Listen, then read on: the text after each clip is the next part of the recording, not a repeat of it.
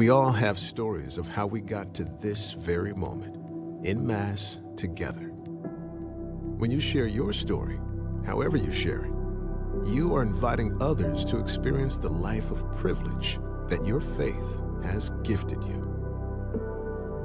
Telling your story helps you understand it on a deeper level, revealing why you went through challenges and how there is no explanation other than Jesus that led you to this better place. These unexplainable moments that strengthened your faith have power. That power is multiplied when shared.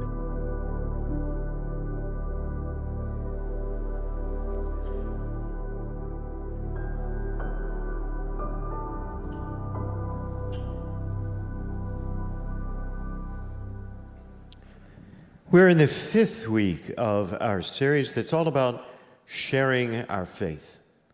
Next week, we will continue and conclude our series with our annual Stewardship Weekend.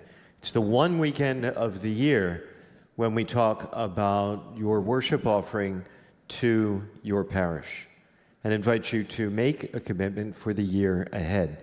I'll have a few thoughts on that to offer at the end of this message. This message is about sharing our faith. More specifically, we want to inspire, encourage, and equip you to share your faith with people who have become disconnected from Christ and His church or never had a connection to begin with, because we believe sharing our faith grows our faith and helps us develop a closer connection to Christ. Our faith grows when we take some time, extend some energy, and put some thought into helping other people connect with Christ and His church. We don't share our faith because we're right and everybody else is wrong. We share our faith because it works, and we want what's best for others. We want them to enjoy more successful living.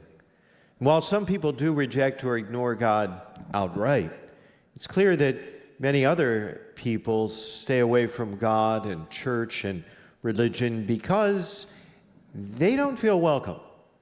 They do not feel welcome. They never got the invitation. Our role is not to try and second guess who will accept the invitation and who will not. Our role is to simply make that invitation. How? Our strategy is simple. Throughout this series, we've been talking about it. We like to say, invest and invite. Invest and invite. Invest in friends and family, co-workers and classmates disconnected from Christ and His church, and then, when appropriate, invite them to join us here on Ridgely Road or online, or first one and then the other. My hope for this series has been that we grow together in greater appreciation for what it is we do here at the Eucharist, what it is that is of value in what we do here as the source and summit of our lives as Christians. At the same time, my hope is that we grow a greater desire, a greater enthusiasm to share our experience here with others not here. Today we're going to look briefly at a parable that offers us insight into why it's important to share our faith and how it benefits us in the long run. The parable we're looking at is perhaps one you've heard before. It's found in Matthew's Gospel, and it goes like this. The kingdom of heaven will be like 10 virgins who took their lamps and went out to meet the bridegroom. 5 of them were foolish, and 5 were wise. So once again, Jesus uses the analogy of a wedding feast, as he does elsewhere, to describe the kingdom of heaven. We understand God's kingdom best when we see it as a celebration in which we enter into the joy of life with God. You know, Jesus came that we might have life and have it more abundantly, and any presentation of the gospel that misses out on the joy that is life with God misses out on the gospel message. So, Jesus compares the kingdom of heaven to a wedding feast, but in this parable, he focuses on the experience of the bridesmaids. Why does he do that? What's he talking about? Well, like our culture, weddings were a great big deal in that culture at that time, usually a week-long celebration. Unlike our culture, however, the major focus was on the groom, not the bride. Our culture is all about the bride. We wait for the bride to arrive. Everyone stands as the bride enters. In that culture, at that time, everyone waited for the groom.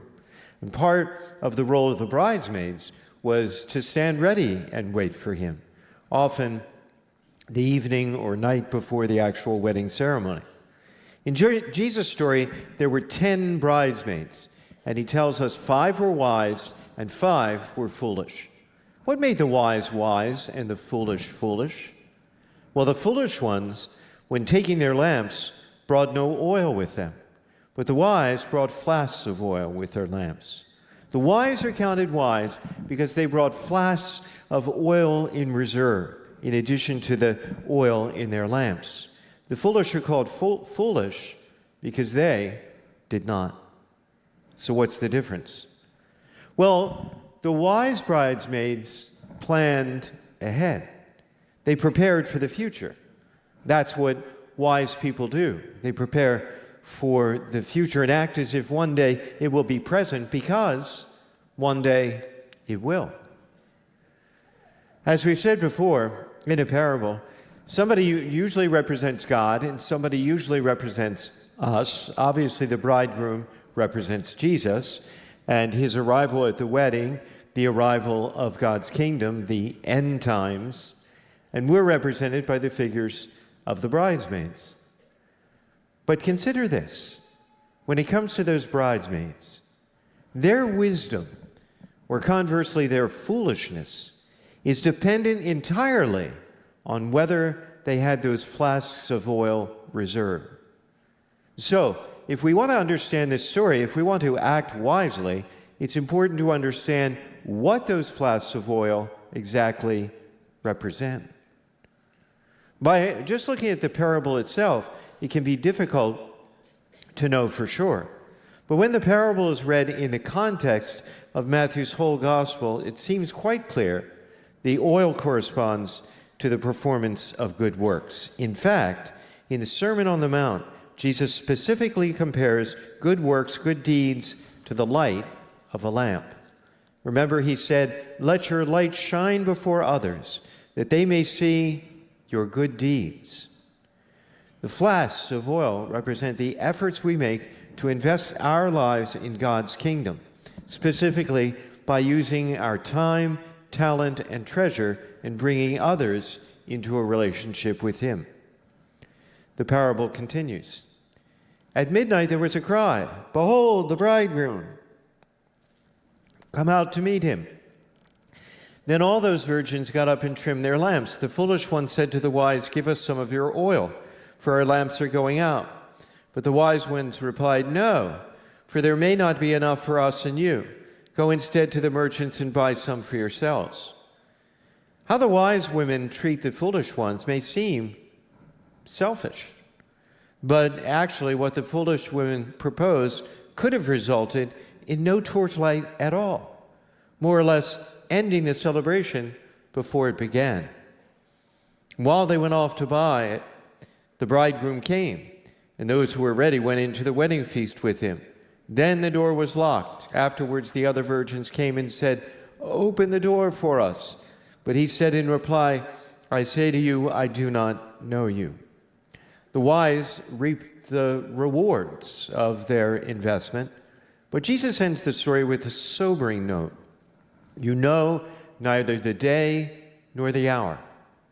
We don't know. We don't know when Jesus is returning.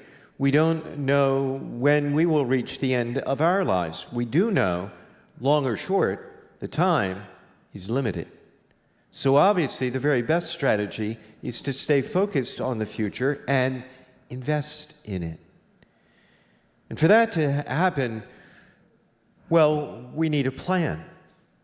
To be wise, we have to be intentional and have a plan for how we will use our time, our talent, and our treasure in preparation for Christ's return. Through the course of this series, We've invited you to invest relationally. This week and next, we're inviting you to invest financially. To invest financially in this parish so that we can partner together to reach the unchurched. Pray about your financial commitment to the parish in the year ahead so that we can create an excellent and irresistible environment that unchurched and de-churched people really want to be a part of. Then, next week, we'll give you an opportunity to make a commitment. Think about it. Your giving makes it possible for us to celebrate the sacraments throughout the year, offer excellent music and worship, provide amazing kids and student programs, offer life-changing programs for adult parishioners, provide pastoral care and support for the sick, the suffering, and the grieving, encourage and equip our member ministers to make disciples and help other churches do the same elsewhere. Continue to upgrade our many forms of communication and technology. Maintain our beautiful Ridgely Road campus. Continue to improve our online campus. And of course, pay our staff. As you pray about your commitment, we invite you to consider the 4 P's of giving. First, plan your gift. Like the wise bridesmaids, wise Christ followers form a plan to give. They invest in God's kingdom and don't imprudently spend all their resources on themselves. Second, give back to God as a priority in your budget. And the best way to do that is to give electronically. Third, choose a percentage of your income to give away. The Bible teaches about the tithe, or giving 10% of your income back to God, which includes gifts to your place of worship and gifts to the poor. Most Catholics didn't grow up hearing this message, so we try to make this step more accessible. Just pick a percentage, any percentage. Become a percentage giver, because percentage giving is the game changer when it comes to giving. Fourth, look to progress in your giving. Look to grow in generosity year by year. You know, the world can come to know the truth that is God, the love that is Christ, the beauty that is grace, because, in part, of our giving. But did you also know giving grows our own faith? Take a look.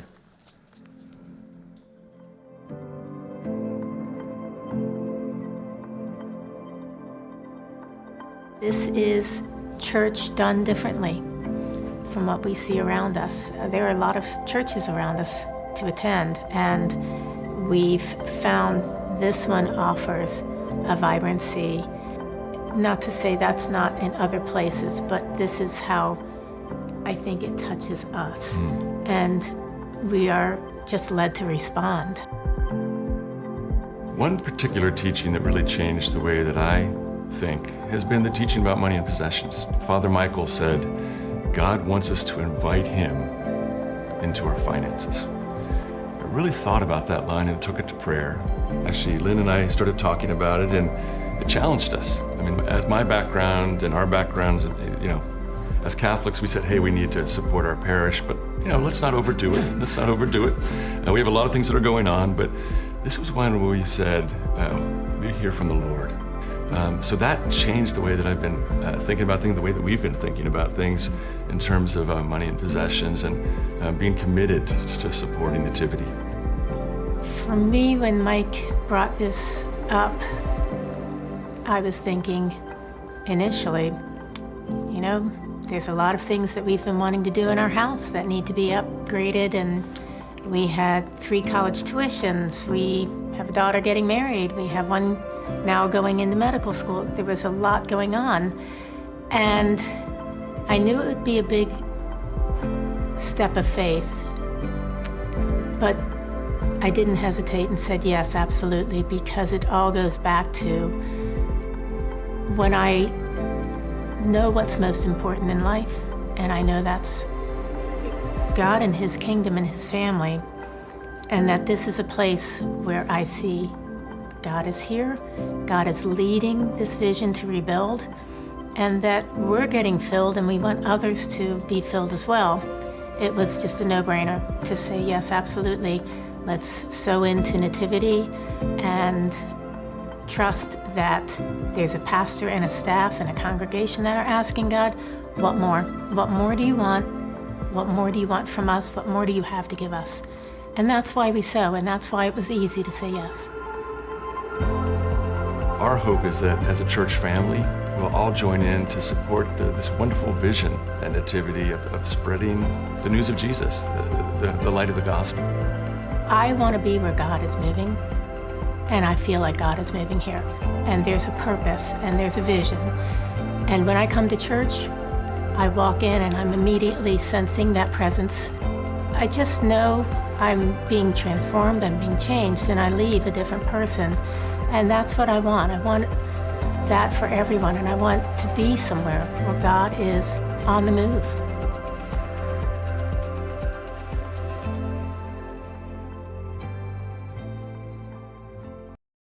Thanks for watching. Be sure you hit that subscribe button so that you don't miss a thing. You can be part of our mission to love God, love others, and make disciples by sharing this video. We're grateful that you're part of this community.